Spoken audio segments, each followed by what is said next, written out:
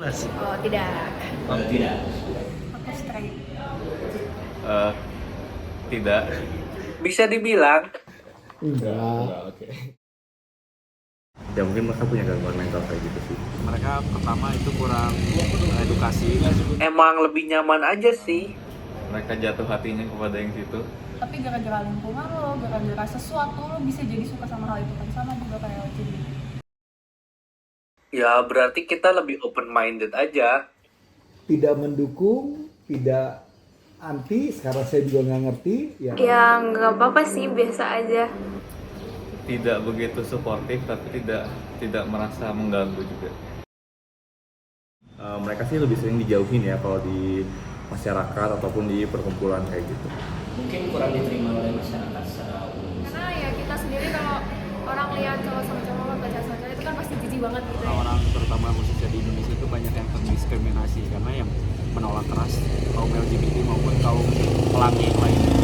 Merasa terdiskriminasi karena mereka dianggap aneh, dianggap katanya LGBT itu penyakit, padahal sama itu bukan, itu cuma orientasi seksual doang gitu.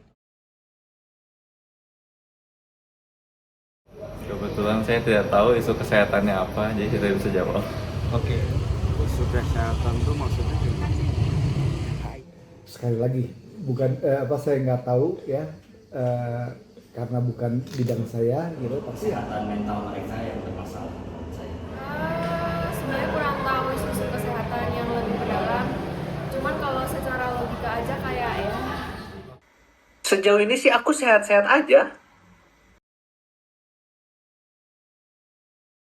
kalau saya sih melihat orang sebagai ya manusia aja gitu. Saya akan memutus hubungan dengan dia. Ya saya ajak ke gereja. Ya udah, temenan lo enak. Apakah kamu akan memandang orang itu dengan cara yang sama? Ya tentu saja beda. sebenarnya kalau dari aku sendiri aku pasti bakal nyindir keras ya. Saya akan berusaha tetap dekat sama dia, ya sembari menyadarkan dia. Isu LGBT di Indonesia sering banget dipandang dari sudut pandang yang sempit, yaitu sebagai bahan sensasi, drama sosial, atau cuman alat penyebaran stigma doang, bukan persoalan serius yang menyangkut hak asasi manusia. Kaum LGBT ini sering banget kena serangan psikologis, mental, ataupun fisik. Warwick dan Guthrie pada tahun 2006 mengatakan bahwa remaja yang merupakan seorang LGBT punya kesempatan lebih besar untuk melakukan bunuh diri.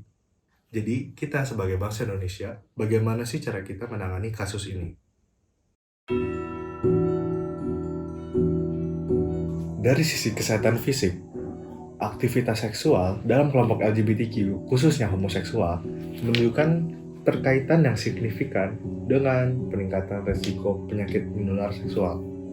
Data Books pada tahun 2022 menunjukkan bahwa kelompok homoseksual mencatat jumlah kasus HIV tertinggi di Indonesia yang mencapai 14.000 kasus. Dan menurut Indra et al. 2022, pria gay memiliki resiko 44 kali lebih besar untuk terinfeksi HIV dibanding pria heteroseksual. Hal ini diperparah oleh rendahnya tingkat penggunaan kondom dalam hubungan sesama jenis yang hanya mencapai 35,9%. Selain HIV, pastinya juga ada penyakit lain yang rentan muncul, antara lain sifilis, gonorea, herpes genital, hingga kanker anus akibat seks anal yang berulang, terutama pada pria homoseksual dengan HIV positif. Terinfeksi HIV merupakan kondisi berat, sehingga hingga kini belum ada obat yang benar-benar menyembuhkannya. WHO bahkan mencatat sekitar 7.000 jiwa meninggal setiap hari akibat HIV/AIDS. Selain resiko fisik, kelompok LGBT juga menghadapi tantangan serius dalam aspek kesehatan mental. Stigma dan diskriminasi merupakan yang berdampak besar dalam kehidupan dan kesehatan mental kelompok LGBT. Pelaku homoseksual seringkali terlibat dalam perilaku merokok, konsumsi alkohol berlebih, dan juga penyalahgunaan narkoba, disertai dengan tingkat depresi yang cenderung tinggi dan juga bunuh diri yang cenderung tinggi dibanding dengan individu heteroseksual. Studi Hudson Bowler pada tahun 2009 menemukan bahwa individu LGBTQ yang tinggal di lingkungan dengan tingkat stigma yang tinggi lebih rentan mengalami gangguan mood dan juga kecemasan.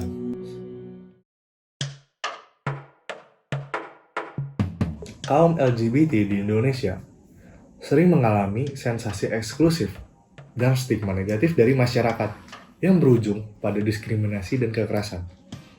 Persoalan ini didokumentasikan dalam buku Jadi Kau Tak Merasa Bersalah yang mencatat kasus diskriminasi, kekerasan, bahkan pembunuhan kaum LGBTQ. Seperti kasus pembunuhan 3 waria di Jakarta Barat dan penyiksaan pasangan gay di Aceh.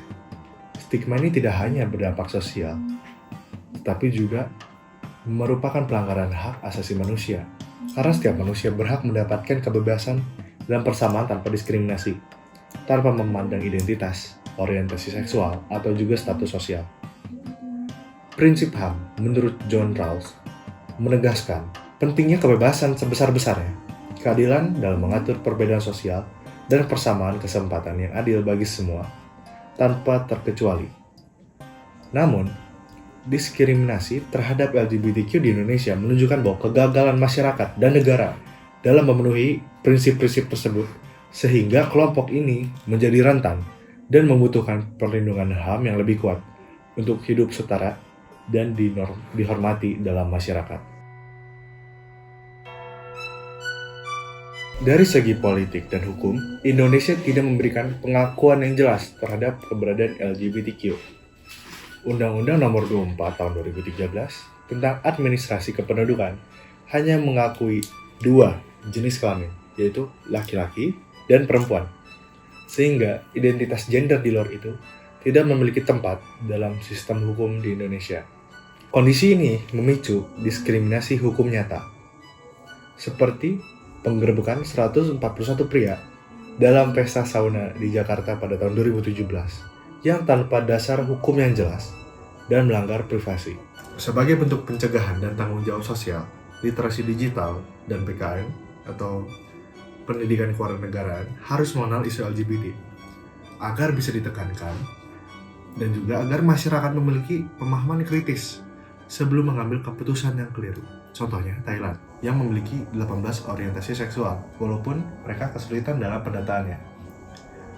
Menurut Hasnah dan Alam pada tahun 2016, Indonesia menempati posisi kelima dunia dalam jumlah populasi LGBTQ, yakni sekitar 3% dari total penduduk atau 7,5 juta orang merupakan LGBT. Namun, angka ini belum mencerminkan kenyataan sebenarnya, karena isu ini merupakan iceberg phenomenon, di mana data yang tampak hanyalah sebagian kecil dari jumlah sebenarnya. Fakta ini menegaskan bahwa isu LGBTQ tidak bisa diabaikan. Edukasi sejak dini, khususnya tentang resiko kesehatan seperti HIV dan infeksi menular seksual, sangatlah penting. Rendahnya pengetahuan tentang penyakit menular seksual meningkatkan resiko perilaku seksual yang tidak aman.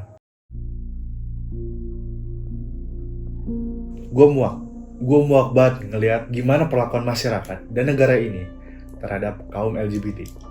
Lu semua teriak-teriak deh soal toleransi, soal Bhinneka Tunggal Ika, tapi giliran ada yang beda orientasi seksualnya langsung dicap najis, dikutuk, bahkan dianiaya.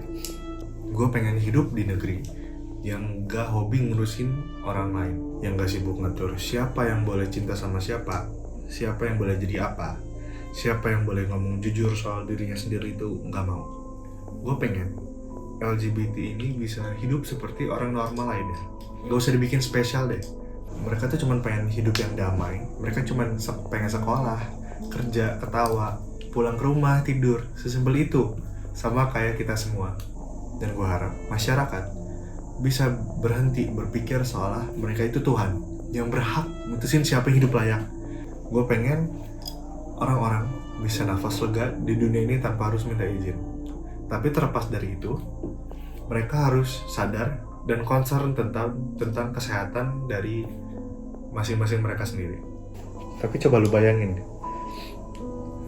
hidup jadi seorang yang tiap hari ditolak, di rumah ditolak, di sekolah ditolak, bahkan di masyarakat pun ditolak. Itu bukan cuma diskriminasi, tapi itu bentuk nyata kekejaman struktural. Dan pemerintah bukannya sibuk melindungi, tapi masih sibuk ngatur moral orang lain.